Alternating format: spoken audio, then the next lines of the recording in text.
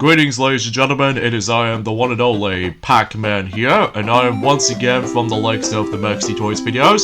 Ladies and gentlemen, welcome to another short Let's Play for this entire weekend, ranging from the forms of the 26th of March, and so applies to tomorrow as well, because we're going to be tackling through the second game in terms of the forms of the DuckTales series, which this time we are hitting on to the forms of DuckTales 2. So without further ado, let's get to it, but first off, we got ourselves this awesome music coming up, so have a listen.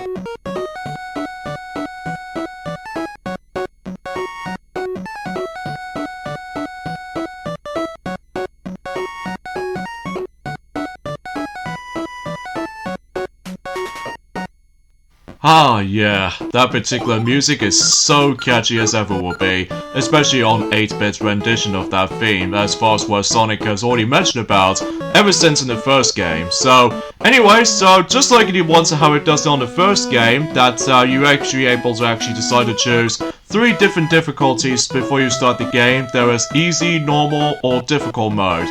Now, normally Sonic did already tackle through the first game within a difficult mode. For this particular Let's Play, I think I was gonna do the same thing, just be up for the challenge, and plus it might be somewhat feels a bit worth it if we managed able to go and do that kind of stuff. So, from the get-go though, just like the ones how it does it on the first game, that we ended up on the forms within the world map screen, except the fact that rather than just going through go through text to text kind of syndrome. But in here though, this time around though, we can able to actually just well, choose whatever destination you want to tackle through first. But usually, relatively speaking, just like in the first game, there are 5 levels to go through, including there's something new into this game this time around, which appears to be by the forms of a hidden 6th level that we can able to actually access to, but we'll talk more details about this later. So either way though, yeah, let's get started with the forms of the first level in this game, which does manage to take place on the top right corner, which appears to be inspired by like a waterfall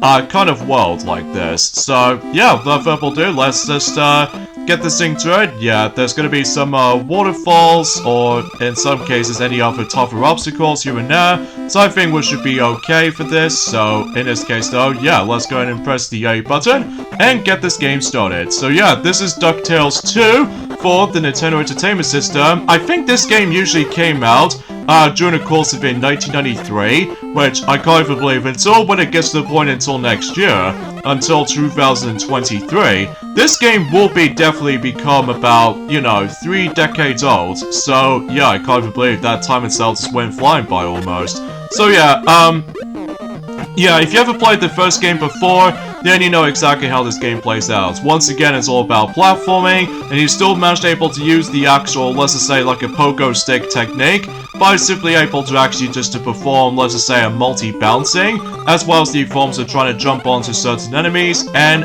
most importantly of them all though, is to able to actually attack certain objects. But there's a new thing this time around for the sake of the forms of this particular installment of DuckTales, and that is the fact that, well, as far as you probably already know, trying to utilize the forms of the pogo stick, you know, technique is actually a lot more easier this time around than the ones and how it does it on the first game. Because normally, on the first game, you have to able to hold down the B button and then hold down the directional pad downwards at the same time, so that way it will activate the forms of that particular pogo stick trick. Whilst in the forms of this game this time around though, you're now able to actually just press 1 button, and then this time it's going to be holding down the B button. So yeah, I'm guessing it's mainly because, you know, with how future game sequels managed to able to actually just improve upon the forms of the first games usually handles in. So, and also as you can tell from the actual UI display, basically is the fact that unlike the first game, there's no time limit. So because of that though, you can now able to actually spend some more time to able to actually explore onto most of any other places now. So because of that though, no need to worry about the forms of worrying about the time limit, unlike the first game. So, and I believe that when it gets to a point until whenever we get into DuckTales Remastered at some point in next year in 2023, basically though is the fact that I think that particular remake does not include the time limit, I'm guessing. But either way though, it has been quite a few days since I actually known about the forms of the DuckTales video games basically. So anyways, just like the first game, there are a few times though you will come across into those huge treasure chests. Mainly, for example, that we found a piece of a map. So, because basically, it's the fact that in order to able to get the good ending this time around, for the sake of the forms of this particular installment, although, mind you, that the multitude of endings still exist in this game, so because of that, but this time with a different condition this time. Because normally on the first game, in order to able to actually see the best ending, you must be sure you need to collect about $10 million in total, or more than that. So because of that though, that way you can get the best ending on the first game. Whilst in this game this time around though, in order to get the best ending in this game, is the fact that I think we need to able to collect that special treasure that we only need to able to actually access to if we somehow manage to able to collect all of these remaining pieces of the actual treasure map. So because of that though, hopefully we're all able to actually just try to do this for the sake of this entire Let's Play itself. And it's also short worth noting for is the fact that unlike the first game, that basically though is the fact that we've only just managed able to like, well, might actually be able to actually realize that most of these levels in the first game are considerably shorter. Whilst in this game this time around though is the fact that, well, in addition to able to bring ourselves some new mechanics, but also certain levels go by a bit longer this time around. I'm guessing so anyway.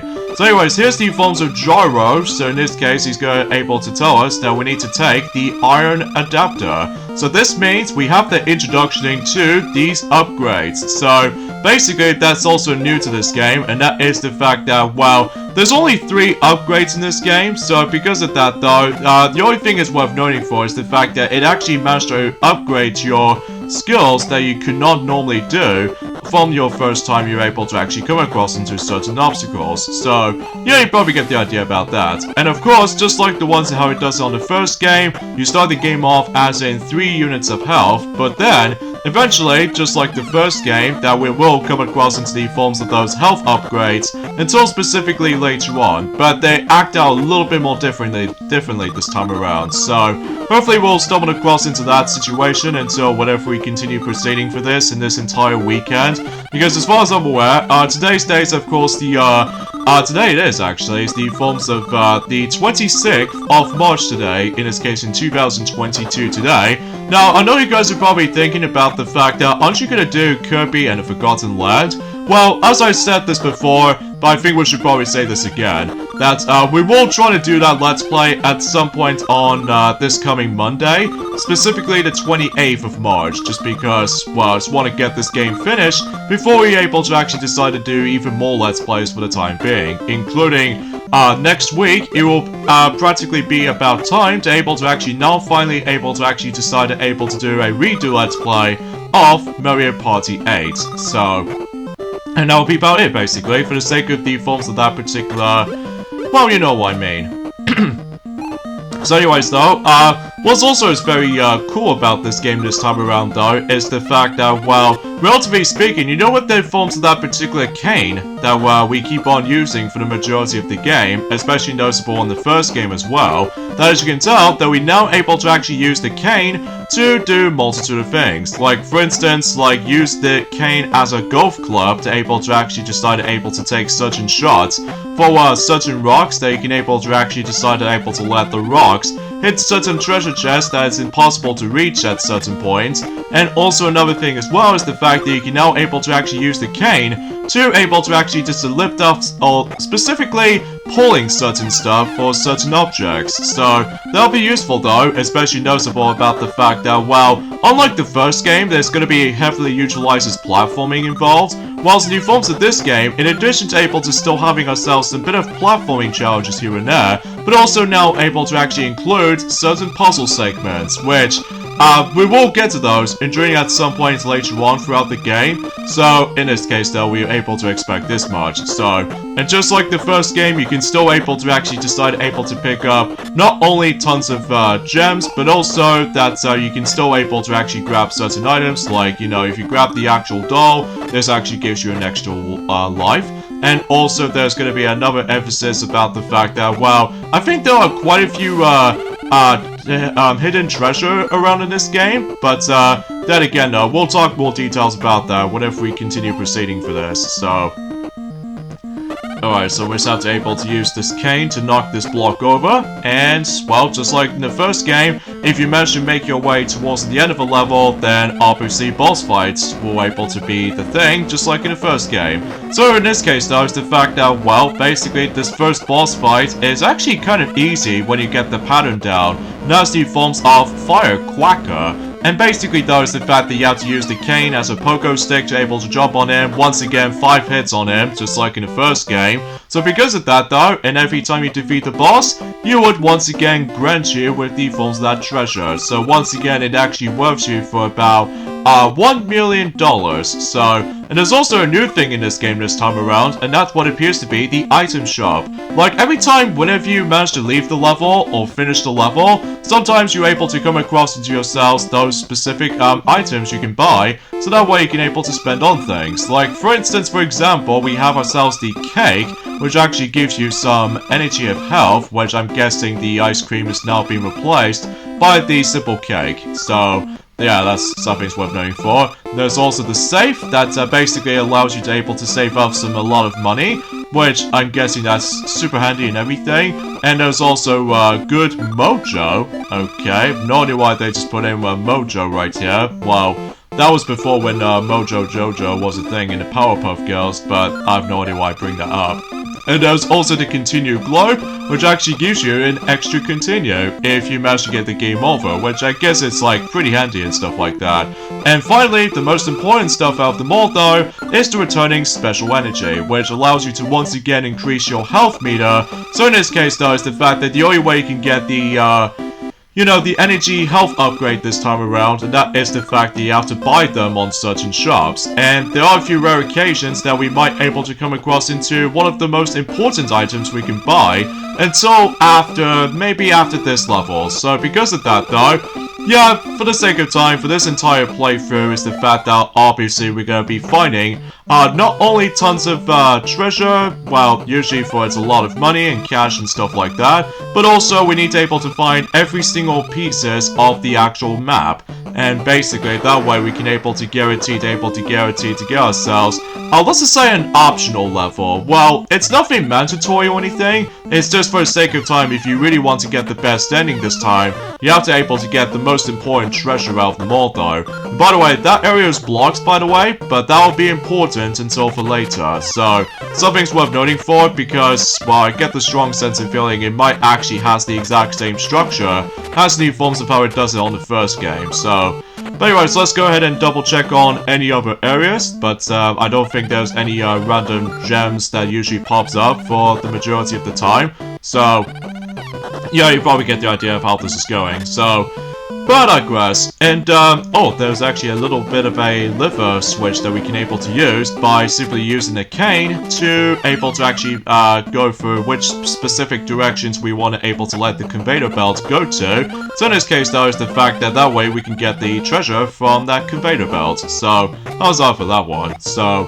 anyway though, yeah, I guess there's not much else I can talk about for the sake of the forms of DuckTales 2 for the Nintendo Entertainment System. I know there is technically the handheld versions of not only DuckTales 1, but also DuckTales 2 as well. That both of those games also got the handheld treatments. You know, just like in the forms of how it does it on any other Mega Man games for its Game Boy counterparts of those certain titles. But basically it's the fact that it's like a mini version of the console version of the game. So meaning about the fact that I'm guessing most of the levels on the Game Boy versions is actually a bit shorter than the forms of how it does it on the console version, at least if I'm guessing correctly. But either way though, I haven't exactly looked upon it that much though, so what's also pretty fun is the fact that you can able to use those specific cannons to able to destroy certain objects. So, pretty cool though, especially noticeable about the fact that, well, you probably get the idea of how this is going, so...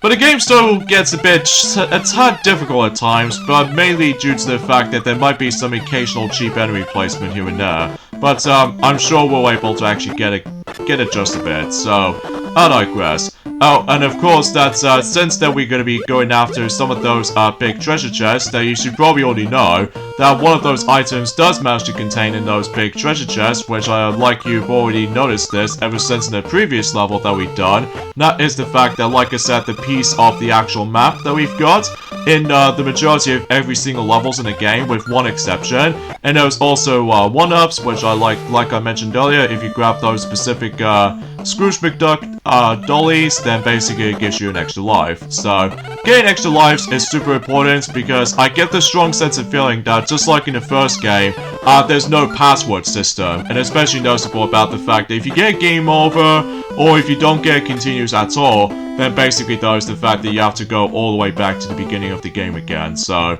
you know, kind of archaic, but I don't mind about this too much, so... By the way, those birds are kind of annoying to deal with, by the way.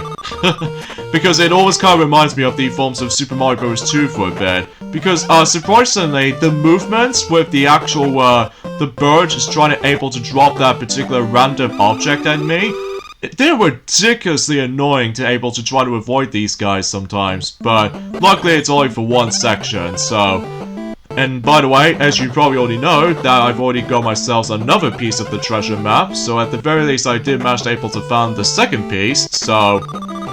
And I believe in order to able to actually get ourselves the special hidden level in this game is the fact that obviously we need to collect all 7 of those pieces of the map, so that way we can able to guarantee that what's going to be up ahead. Exactly. But then again, it's entirely optional unless if you go for the special ending, so because that's the ending I'm going to be aiming for, because just like the first game, that's basically I'm going to be going for the best ending, so... Oh jeez, that was close. In fact, I've almost gonna get hit by that random bomb that... Oh, actually, kind of think about it, it's like a seashell kind of syndrome or something like that. Well, it always kind of reminds me like a seashells from the likes of The Legend of Zelda Link's Awakening, but I digress. But either way though, actually kind of think about it, this game came out in 1993, right?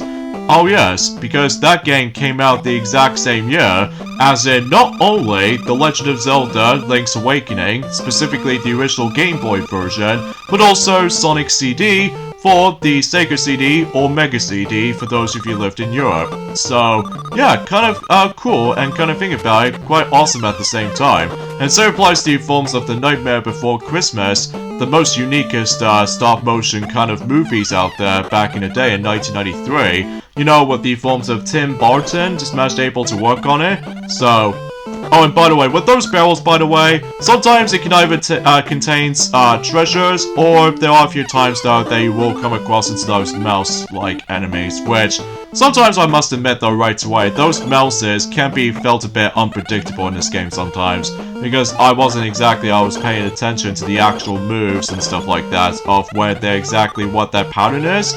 But regardless of everything else though, it's just the fact that it might be something that's worth noting for to watch out for, so... So anyways though, let's just go ahead and get rid of that chest, even though sometimes trying to jump onto that particular skills like this just sometimes feels a bit tricky to pull off, but at the very least I'm pretty much used to it. So anyways, from up here we got another extra life, as well as the forms of another gem that we can able to get. So, and if you go to the right, this is where we leads us to the next boss, which appears to be known as Captain Duck Beard. So basically, this boss is also pretty easy, especially noticeable considering this is a kid's game. So basically, all we have to do is basically we have to use the cane to, you know, do the pogo stick right back at him for about 5 times. The only trickiest part about this is, for me, is the fact that sometimes he really wants to get in your way sometimes. But, regardless of such though, if you manage to pull this off, then you should deal with that stage okay enough. But the only trickiest part about this level to me though, is those very, very unpredictable respawning birds sometimes. Oh, and speaking of that particular treasure map, like I mentioned earlier, here's another one in the actual shop, which this means we must pay for about $1 million onto that piece of the map. So now we've actually got that, and now we actually gotten 4 pieces. Well, I think, mind you, that we've already got 1 piece before you start the game. So in this case though, I think we've only down to 3 left. So anyway, so looking good so far for the sake of the forms of this entire progressioning for DuckTales 2. So in this case though, let's move on to the next level, which appears to be on the middle of this particular map. So I wonder what this all fuss is all about then, huh?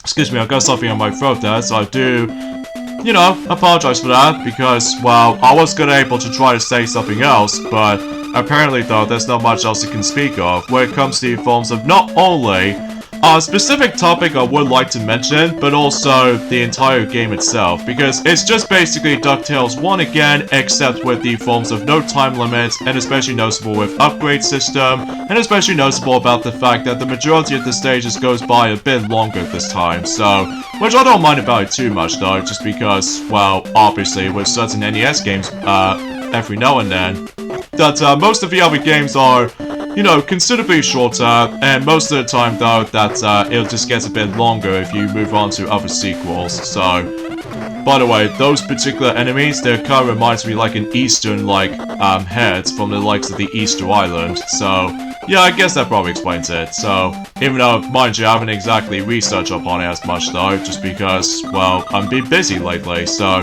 Here's the forms of Gyro, and I think this is actually the final time we're going to be meet up with Gyro, because we've actually got ourselves our final upgrade, which basically this allows you to able to use the cane to able to actually, well, pull even much more heavier items. So, and by the way, that flower right next to me, by the way, is actually going to be important, because after grabbing those kinds of gems, then we can able to actually use the cane onto the flower and pull back for a bit, and that way it'll flings us right onto that specific spot. So keep that in mind, and it's also very important to notice. So, but yeah, you get the idea of how this is going, because obviously that's the actual process of getting the best ending is a bit different than the first game. So yeah, you probably get the gist of it. So. Alright, so, I gotta say, I really enjoyed the music in this game as well, just like the forms of how it does it on the first game, so, even though most people seem to prefer the first game over a bit more than the forms of how it does it on the sequel, but I don't honestly mind about the forms of how the fact that, although it might be hard to explain, because I know for the fact it has been a couple of hours, or a couple of days rather, since we actually, you know, played the DuckTales game, so yeah, you probably get the gist of it. So yeah, let me know in the comments below for the question of the day. Which specific DuckTales game did you guys ever play? Do you play the DuckTales 1 or DuckTales 2, both on the NES, or the remastered version of the first game on modern consoles? Because I'd like to hear your thoughts, because, well, personally, I just got all 3 of these games. There are quite a few exceptions out there, but I'm probably not going to talk about it that much. So, by the way, with this particular section right here, this is actually the puzzle element. So because of this though, we need to find a specific secret room, and basically though is the fact that as soon as we're able to find the secret room, basically this allows us to able to do a puzzle challenge. So yeah, it's not going to be in there, but we can able to go down here. Although we can do anything around here by simply keep on going to the right, but unfortunately, this particular bottom of that particular chain thing has been blocked by a lot of spikes. So we need to head back over towards here, and then basically, after able to actually skip this particular text, and we need to find that particular invisible path that actually leads us to this particular room. And with those blocks that we need to use the cane for, we need to drag them onto the correct spots, as you probably already know from earlier ago. And if you successfully do this well enough, then obviously this happens. Well, as far as you probably already know, that the island is now starting to rise, and then the actual water is no longer there. So now we can able to actually explore the bottom portion of the level, and maybe potentially we can able to actually just to come across into ourselves the next treasure map. So hopefully that should be the job done. So we would continue from there, but we need to go down there first, because obviously in addition to able to getting ourselves another extra life, seriously, this game is super generous when it comes to giving you extra lives. Now that about the fact that, oh, there's a hidden treasure in there. Okay, I think I might be alright with that. But here's the thing with the forms of the hidden treasures this time around in this game. Normally in the first game, I'm presuming to you that if you die on any level in the forms within the first game, that if you die in a level, basically you can still keep the treasure. Whilst in here this time around though, if you die in a level or lose a life, you lose a treasure. And not only that, you lose all of your cash. So yeah, kind of a bit of a backwards when it comes to forms of too much difficulty to be involved, but I totally get it about the fact that we're up for the challenge and everything, especially noticeable after all I'm playing this game on difficult mode, just in case we're up for the challenge, similar to the forms of how it does on Mega Man 2 for the NES. So anyways, let's go ahead and keep on jumping and then destroy these kinds of rocks and blocks essentially, because if we keep on moving towards the right, then I believe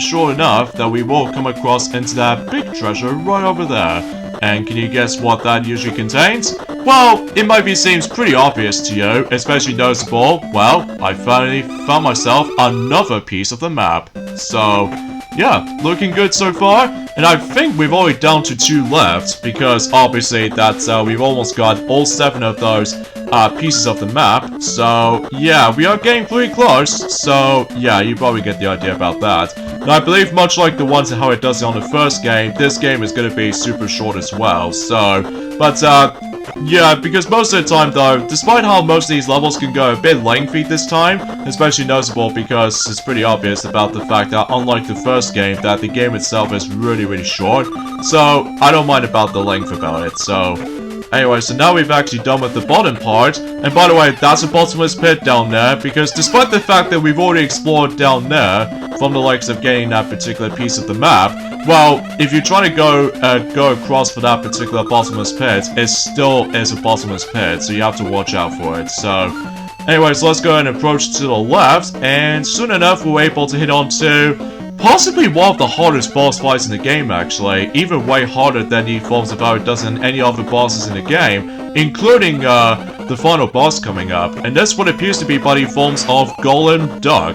So yeah, basically it's the fact that we need to able to use the cane to able to actually just to shove over the block that usually comes from the ceiling, and it's up to you to able to actually hit its core for about 5 times. And then what's even tricky about this boss fight though, to me though, is the fact that I swear the actual collision detection when it comes to falling blocks, it just feels a bit all over the place, especially noticeable because, well, if I was so close to able to actually just to go right near to that particular block that just fell from me, then basically though is the fact that I still managed to get hit in the process. So yeah, it's definitely a bit trickier and difficult, so but I can usually classify for saying that this is by far the hardest boss fight in the whole entire series. So just because I know for the fact that a lot of people seem to get a lot of frustration with this fight. So well, if you manage to be lucky enough, then you should be able to deal with it just like that. So there we go, that pretty much concludes the 3rd level, which I think I sort of missed, read the actual, the worlds and the names were, but,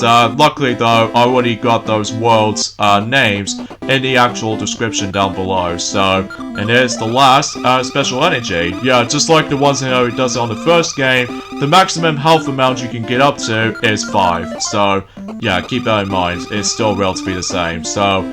Anyways though, so I think we should probably say this right now, we got the endings of this point right here. So join me tomorrow for more of Let's Play of DuckTales 2. Is that we're going to be exploring through Scotland, and eventually Egypt, and that hidden level after obtaining every single piece of the map. So I'll see you guys tomorrow. Later fellas.